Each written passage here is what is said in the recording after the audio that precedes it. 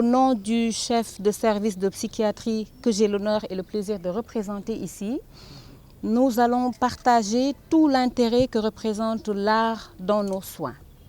On parle même d'art-thérapie parce que c'est une forme de psychothérapie qui permet un peu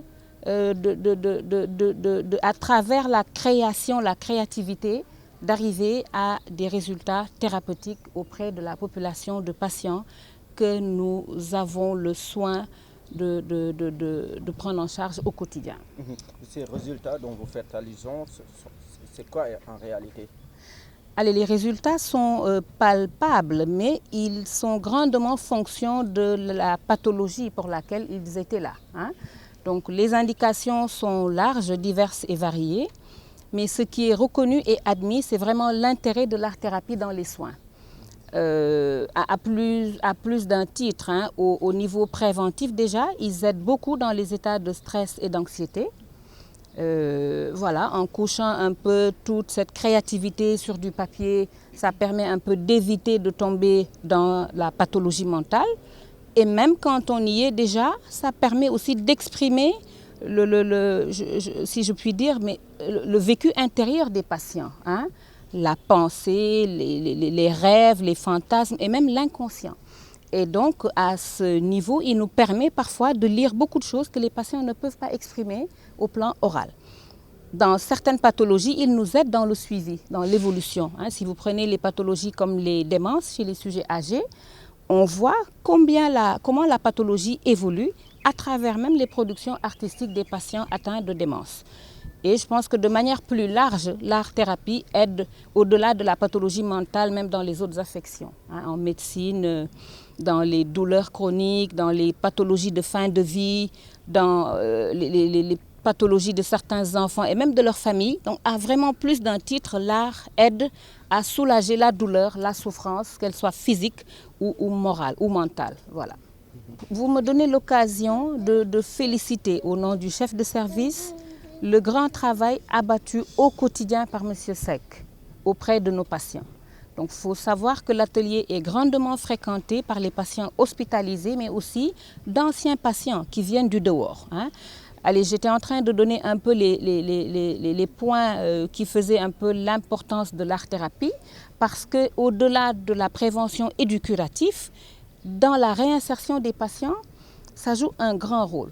Ça leur permet d'exister et quelquefois de pouvoir au moins acheter leurs médicaments et aider un peu au suivi de ces pathologies chroniques comme on le sait. Et donc Alassane abat un travail de titan dans cet atelier qui est vétuste, qui est très pauvre en matériel, qui est maintenant exigu, étroit, mais malgré cela, au quotidien, il s'y donne avec ses patients et aidé en cela par des bonnes volontés, comme l'ambassade de Luxembourg cette fois-ci, et d'autres fois par d'autres. Et nous espérons que nous en aurons d'autres aussi qui vont venir accompagner cette noble tâche qui aide la population de manière générale, si je puis dire. Ce n'est pas la première édition de l'atelier d'expression de l'hôpital, ce n'est pas la première participation à la biennale.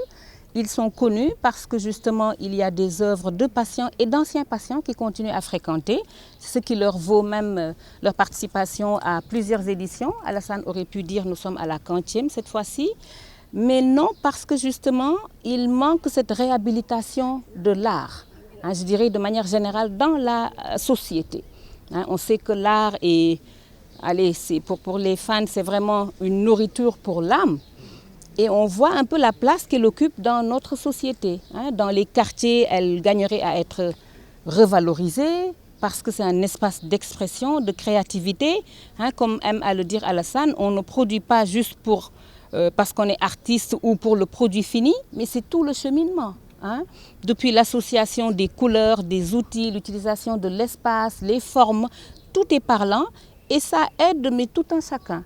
Donc ce serait vraiment remettre la beauté, la valeur, la grandeur de l'art dans nos sociétés, dans les quartiers, dans les soins de manière générale, dans tous les services de soins et en particulier dans les services de psychiatrie. Après le cours magistral du professeur Dialé, je ne pense pas pouvoir me permettre de le développer encore une fois dans ce domaine. parce qu'elle a presque tout dit.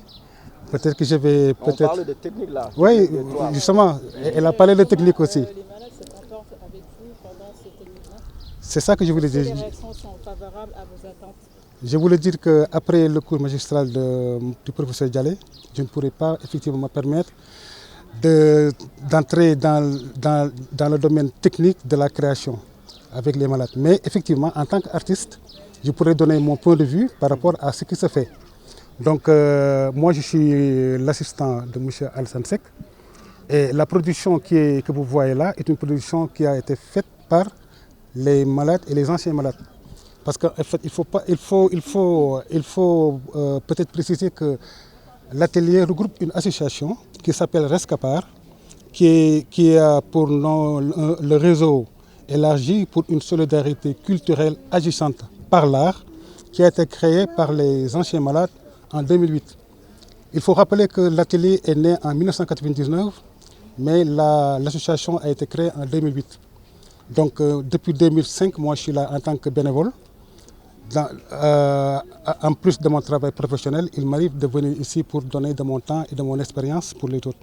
Ce que je peux dire, c'est que l'art-thérapie qui a été mise en place ici à l'hôpital Fann est juste un moyen de venir en appui à ce qui se fait dans l'institution.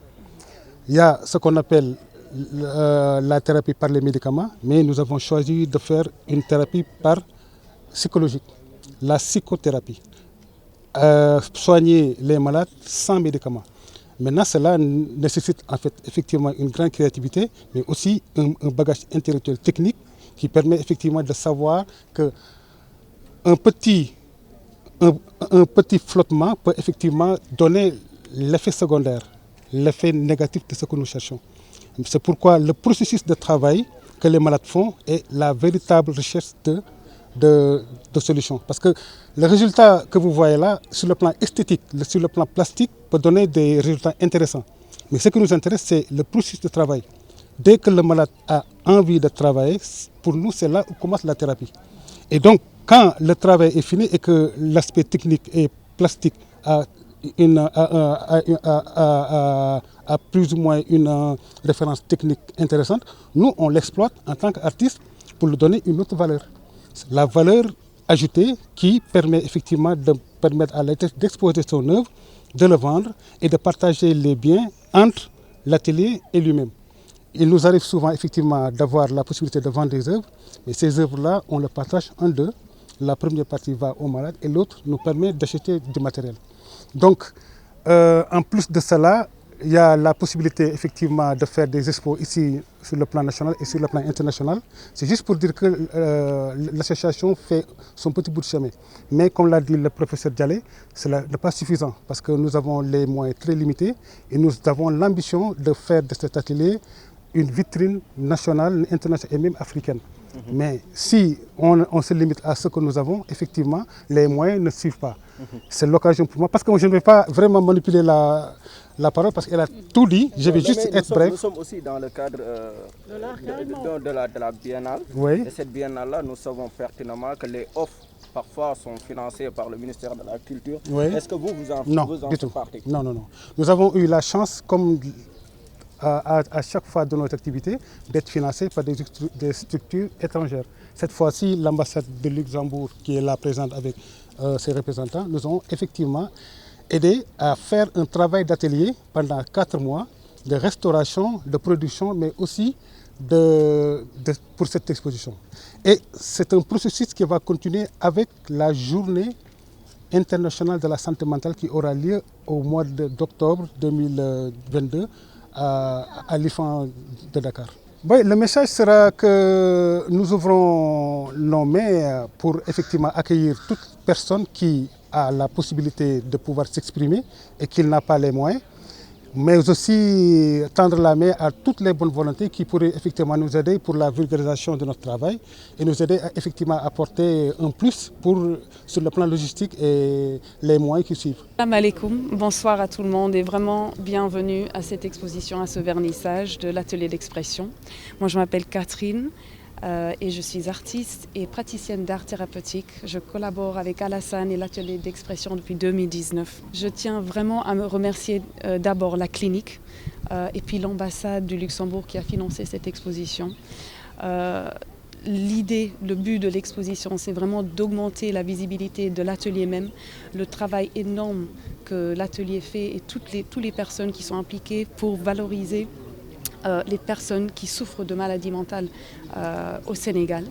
On sait très bien que les maladies mentales, les gens qui en souffrent sont souvent très stigmatisés, sont rejetés par la société. Et ici, avec l'atelier qui est intégré au sein de la clinique, qui est incroyable, on essaye de leur donner un espace où ils peuvent s'exprimer sans jugement, où ils peuvent créer. Et comme Madame a si bien dit, la créativité, ça nourrit l'âme. Et si on est hospitalisé ou pas, si on souffre d'une maladie mentale ou pas, on a tous besoin de nourrir nos âmes.